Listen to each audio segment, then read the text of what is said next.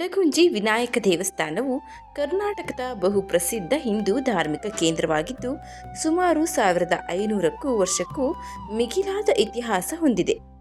ಇದು ಉತ್ತರ ಕನ್ನಡ ಜಿಲ್ಲೆಯ ಹೊನ್ನಾವರ ತಾಲೂಕಿನ ರಾಷ್ಟ್ರೀಯ ಹೆದ್ದಾರಿ 66ರಿಂದ 7 ಕಿಲೋಮೀಟರ್ ದೂರದಲ್ಲಿ ಪೂರ್ವ ದಿಕ್ಕಿನಲ್ಲಿದೆ. ಈ ದೇವಸ್ಥಾನವನ್ನು ಸಾಮಾನ್ಯವಾಗಿ ಇಡಗುಂಜಿ ದೇವಸ್ಥಾನ ಎಂದು ಕರೀತಾರೆ. ನಮಸ್ಕಾರ ಸ್ನೇಹಿತರೆ, ಎಲ್ಲರಿಗೂ ಮಾನು ಮನೋಜ್ ಕನ್ನಡ ಯೂಟ್ಯೂಬ್ ಚಾನಲ್ಗೆ ಸ್ವಾಗತ. ಕರ್ನಾಟಕದ ಕಡಲ ತೀರದ ಪ್ರಸಿದ್ಧ ಗುಡ್ಡಟ್ಟು, ಇಡಗುಂಜಿ, ಗೋಕರ್ಣ, ಹಟ್ಟಿಹಂಗಡಿ, ಆನೆಗುಡ್ಡೆ, ಶರವು, ಸೌತಡ್ಕ ಗಣಪತಿ ದೇವಸ್ಥಾನಗಳಲ್ಲಿ ಇಡಗುಂಜಿ ವಿನಾಯಕ ದೇವಸ್ಥಾನವು ಕೂಡ ಮಹತ್ವದ ಸ್ಥಾನವನ್ನು ಪಡೆದಿದೆ. ಈ ದೇವಾಲಯದ ಪರಿಸರದಲ್ಲಿನ ಪ್ರಶಾಂತತೆ ನಿಜವಾಗಿಯೂ ಒಂದು ಅದ್ಭುತ ಅನುಭವ. ವಿನಾಯಕನನ್ನು ಇಲ್ಲಿ ಮಹತೋಭಾರ ಶ್ರೀ ವಿನಾಯಕ ದೇವರು ಎಂದು ಕರೀತಾರೆ. ಈ ದೇವಸ್ಥಾನದಲ್ಲಿ ವಿನಾಯಕ ಮೂರ್ತಿಯು ನಿಂತಿರುವ ದ್ವಿಭುಜ ಭಂಗಿಯಲ್ಲಿ ಸುಮಾರು 88 ಸೆಂಟಿಮೀಟರ್ ಎತ್ತರದ 56 ಸೆಂಟಿಮೀಟರ್ ಅಗಲವನ್ನು ಹೊಂದಿದೆ. ಮೂರ್ತಿಯ ಬಲಕೈಯಲ್ಲಿ ಕಮಲದ ಹೂವು, ಎಡಕೈಯಲ್ಲಿ ಮೋದಕವನ್ನು ಹೊಂದಿದೆ. ಗಣಪತಿಯ ವಾಹನ ಮೂಷಿಕನನ್ನ ಇಲ್ಲಿ ಮೂರ್ತಿಯ ಪಕ್ಕದಲ್ಲಿ ನೋಡಲು ಸಿಗೋದಿಲ್ಲ ನಮಗೆ. ಪ್ರತಿ ವರ್ಷ ಚೌತಿ ಬಂದರೆ ಸಾಕು, ಇಡಗುಂಜಿ ಕ್ಷೇತ್ರ ಕಳೆಗಟ್ಟುತ್ತದೆ. ಎಲ್ಲಿ ನೋಡಿದರೂ ವಾಹನಗಳ ಸಾಲು ಸಾಲು ಕಣ್ಣಿಗೆ ಕಾಣುತ್ತದೆ. ಇಲ್ಲಿ ಗಣೇಶ ಚತುರ್ಥಿಯಂದು ಲಕ್ಷಾಂತರ ಭಕ್ತರು ಆಗಮಿಸಿ ವಿನಾಯಕನಿಗೆ ಪೂಜೆ ಸಲ್ಲಿಸಿ ಇಷ್ಟಾರ್ಥ ಸಿದ್ಧಿಗೆ ಪ್ರಾರ್ಥಿಸುತ್ತಾರೆ. ಎಲ್ಲರಿಗೂ ಇಡಗುಂಜಿ ಕ್ಷೇತ್ರವು ಪ್ರಮುಖ ಯಾತ್ರಾ ಸ್ಥಳವಾಗಿದ್ದು, ನಂಬಿ ಬಂದ ಭಕ್ತರ ಎಲ್ಲ ಇಷ್ಟಾರ್ಥಗಳನ್ನು ಪೂರೈಸಲು ಗಣೇಶ ಇಲ್ಲಿ ಬಾಲಗಣಪತಿಯ ರೂಪದಲ್ಲಿ ನೆಲೆಸಿದ್ದಾರೆ. ಈ ಬಾಲಗಣಪತಿಯ ಸನ್ನಿಧಿಗೆ ಭಕ್ತರು ಪದೇ ಪದೇ ಆಗಮಿಸಿ ತಮ್ಮ ಹರಕೆ ಸಲ್ಲಿಸುವುದು ಈ ಕ್ಷೇತ್ರದ ಮಹಿಮೆಗೆ ನಿದರ್ಶನ. ಮಂಗಳವಾರ ಬರುವ ಸಂಕಷ್ಟಿ ಚತುರ್ಥಿಯನ್ನೇ ಅಂಗಾರಕ ಸಂಕಷ್ಟ ಚತುರ್ಥಿ ಅಂತ ಕರೆಯಲಾಗುತ್ತೆ. ಈ ಅಂಗಾರಕ ಸಂಕಷ್ಟಿಗೆ ವಿಶೇಷವಾದ ಮಹತ್ವವಿದೆ. ಈ ದಿನ ಭಗವಾನ್ ಗಣೇಶನು ಮಂಗಳನಿಗೆ ವಿಮೋಚನೆಯನ್ನ ನೀಡಿದನೆಂದು ಹಿಂದೂ ಧರ್ಮದಲ್ಲಿ ಹೇಳಲಾಗಿದೆ. ಹೀಗಾಗಿ ಈ ದಿನದಂದು ಉಪವಾಸ ಮಾಡುವ ವ್ಯಕ್ತಿಯು ಗಣೇಶ ಮತ್ತು ಮಂಗಳನ ಆಶೀರ್ವಾದವನ್ನು ಪಡೀತಾನೆ. ಜೀವನದಲ್ಲಿ ಎಂದಿಗೂ ಸಮಸ್ಯೆಗಳು ಬರುವುದಿಲ್ಲ ಎನ್ನುವುದು ಭಕ್ತರ ನಂಬಿಕೆ. ಹಾಗಾಗಿ ಅಂಗಾರಕ ಸಂಕಷ್ಟಿಯ ದಿನದಂದು ಮುಂಚಾನೆಯಿಂದಲೇ ಜನರು ಸಾಗರೋಪಾದಿಯಲ್ಲಿ ಬಂದು ವಿಘ್ನ ನಿವಾರಕನ ದರ್ಶನವನ್ನ ಪಡಿತಾರೆ. ಇಲ್ಲಿ ಗಣಪತಿ ದೇವರಿಗೆ ನೈವೇದ್ಯವಾಗಿ ಪಂಚಖಾದ್ಯವನ್ನು ತಯಾರಿಸಲಾಗುತ್ತೆ. ಇದು ಈ ದೇವಾಲಯದ ವಿಶೇಷ ಪ್ರಸಾದವಾಗಿದೆ. ಇನ್ನು ಪೌರಾಣಿಕ ಕಥೆಯ ಪ್ರಕಾರ ದ್ವಾಪರ ಯುಗದ ಅಂತ್ಯದಲ್ಲಿ ಮಹಾನ್ ಸಂತರು ಬದರಿಕಾಶ್ರಮದಲ್ಲಿ ಸೋತ ಪುರಾಣಿಕರನ್ನ ಪ್ರಾರ್ಥಿಸ್ತಾ ಇದ್ರು. ಶ್ರೀಕೃಷ್ಣನು ಕಲಿಯುಗದಲ್ಲಿ ಮುಂಬರುವ ದೋಷಗಳನ್ನು ತೊಡೆದು ಹಾಕಲು ಆ ಮಹಾನ್ ಸಂತರಿಗೆ ತಿಳಿಸಿದ್ದನು.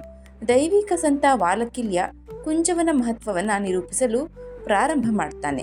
ವಾಲಕಿಲ್ಯನು ಇತರ ಅಮರ ಸಂತರರೊಂದಿಗೆ ಕಾಡಿನಲ್ಲಿ ಯಾಗಗಳನ್ನು ಮಾಡ್ತಾ ಇದ್ದ. ಆ ಯಾಗದಲ್ಲಿ ಅವನು ಅನೇಕ ಸಮಸ್ಯೆಗಳನ್ನು ಎದುರಿಸಬೇಕಾಯಿತು. ಇದರಿಂದ ಕೋಪಗೊಂಡ ವಾಲಕಿಲ್ಯನು ಶ್ರೀಕೃಷ್ಣನನ್ನ ಪ್ರಾರ್ಥಿಸಲು ಕೃಷ್ಣನ ಬದಲಾಗಿ ನಾರದನು ವಾಲಕಿಲ್ಯನನ್ನ ನೋಡಲು ಭೂಲೋಕಕ್ಕೆ ಬಂದನು.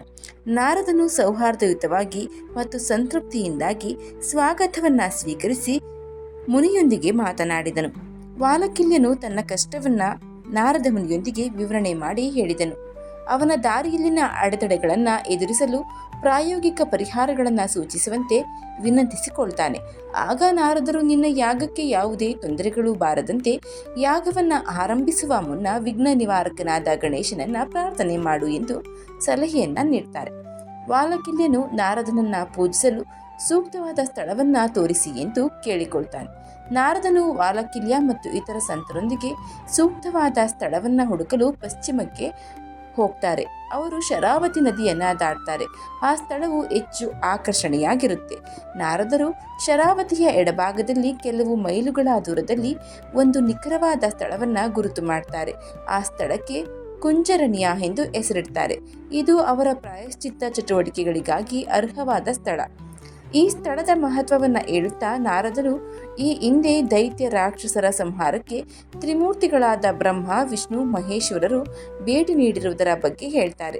ತ್ರಿಮೂರ್ತಿಗಳು ಇಲ್ಲಿ ಚಕ್ರತೀರ್ಥ ಮತ್ತು ಬ್ರಹ್ಮತೀರ್ಥ ಎಂದು ಕರೆಯಲ್ಪಡುವ ಸರೋವರಗಳನ್ನು ಸಹ ರಚಿಸಿದ್ದರು. ಈ ಸ್ಥಳ ನಿಜಕ್ಕೂ ಆಧ್ಯಾತ್ಮಿಕ ಸ್ಫೂರ್ತಿಧಾಮವಾಗಿದೆ ಎಂದು ಆ ಸ್ಥಳದ ಮಹಿಮೆಯನ್ನು ವಿವರಣೆ ಮಾಡ್ತಾರೆ ನಾರದರು. ನಾರದರ ಸಂತರ ಸಹಾಯದಿಂದ ದೇವತೀರ್ಥ ಎಂಬ ಹೆಸರಿನ ಮತ್ತೊಂದು ಸರೋವರನ್ನ ನಿರ್ಮಿಸ್ತಾರೆ ಅಲ್ಲಿ. ನಂತರ ಅವರು ಇಲ್ಲಿಗೆ ಗಣಪತಿಯೊಂದಿಗೆ ಇತರ ದೇವರುಗಳನ್ನ ಕೂಡ ಕರೆತರಲು ಮುಂದಾಗ್ತಾರೆ.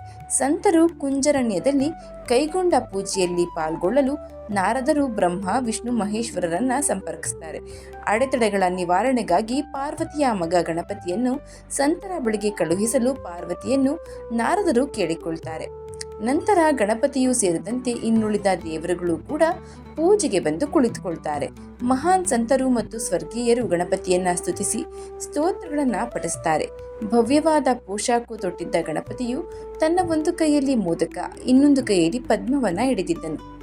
ಸಂತರು ತನ್ನ ಮೇಲೆ ತೋರಿಸಿದ ಅಪಾರವಾದ ಭಕ್ತಿಯಿಂದ ಸಂತುಷ್ಟನಾದ ಗಣಪತಿಯು ತನ್ನ ಭಕ್ತರ ಇಷ್ಟಾರ್ಥಗಳನ್ನು ಪೂರೈಸುವ ಬಯಕೆಯನ್ನು ವ್ಯಕ್ತಪಡಿಸ್ತಾನೆ. ಇತರ ದೇವರುಗಳನ್ನು ಗೌರವಿಸಲಾಗುತ್ತೆ. ಆ ಸಮಯದಲ್ಲಿ ಅವರು ತಮ್ಮ ಆರಾಧಕರನ್ನು ಸಹ ಆಶೀರ್ವಾದವನ್ನ ಮಾಡ್ತಾರೆ. ಇತರ ದೇವರುಗಳು ತಮ್ಮ ಮೂಲ ಸ್ಥಳಗಳಿಗೆ ಹೋಗಲು ಮನವಿಯನ್ನ ಮಾಡಿಕೊಳ್ತಾರೆ. ಗಣಪತಿಯು ತನ್ನ ಭಕ್ತರ ಇಷ್ಟಾರ್ಥಗಳನ್ನು ಪೂರೈಸಲು ನಿರ್ಧರಿಸ್ತಾನೆ. ದೇವರುಗಳು ತಮ್ಮ ಸರ್ವಜ್ಞ ಶಕ್ತಿಯ ಒಂದು ಭಾಗವನ್ನು ಅಲ್ಲಿ ಸುತ್ತುವರೆದಿರುವ ವಿವಿಧ ಸರೋವರಗಳಲ್ಲಿ ಬಿಡುವಂತೆ ಸೂಚನೆ ಮಾಡ್ತಾರೆ. ಈ ಪುರಾಣದ ಪ್ರಕಾರ ಗಣಪತಿಯು ಈಗ ಇಡಗುಂಜಿ ಎಂದು ಹೆಸರುವಾಸಿಯಾಗಿರುವ ಕುಂಜರಣ್ಯದಲ್ಲಿ ನೆಲೆಸಿದ್ದಾನೆ ಎನ್ನುವ ನಂಬಿಕೆ ಇದೆ. ಇಂದಿಗೂ ಕೂಡ ಇಲ್ಲಿನ ಗಣೇಶನು ತನ್ನನ್ನು ಬೇಡಿ ಬಂದ ಭಕ್ತರ ಕೈ ಬಿಡಲಾರ ಎನ್ನುವುದು ಭಕ್ತರ ಅಚಲವಾದ ನಂಬಿಕೆ.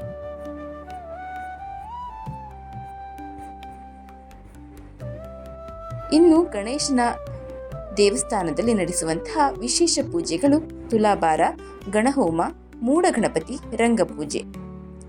ದೇವಸ್ಥಾನದ ಸಮಯ ಮುಂಜಾನೆ 6 ಗಂಟೆಯಿಂದ ಮಧ್ಯಾಹ್ನ 1 ಗಂಟೆ, ಮಧ್ಯಾಹ್ನ 3 ಗಂಟೆಯಿಂದ ರಾತ್ರಿ 8:30 ತನಕ. ಇನ್ನು ಗಣಪತಿಗೆ ಪ್ರತಿದಿನ ಮಧ್ಯಾಹ್ನ 12:30ಕ್ಕೆ ಮಹಾಪೂಜೆ ನಡೆಯುತ್ತದೆ. ಈ ಪೂಜೆಯನ್ನು ಕಣ್ತುಂಬಿಕೊಳ್ಳುವುದೇ ಒಂದು ಸೌಭಾಗ್ಯ. ಈ ವೇಳೆ ಅಪಾರ ಸಂಖ್ಯೆಯ ಭಕ್ತರು ಆಗಮಿಸಿ ಇಷ್ಟಾರ್ಥ ಸಿದ್ಧಿಗಾಗಿ ಸಂಕಲ್ಪ ಮಾಡಿ ಗಣಪತಿಯನ್ನ ಪೂಜಿಸುತ್ತಾರೆ.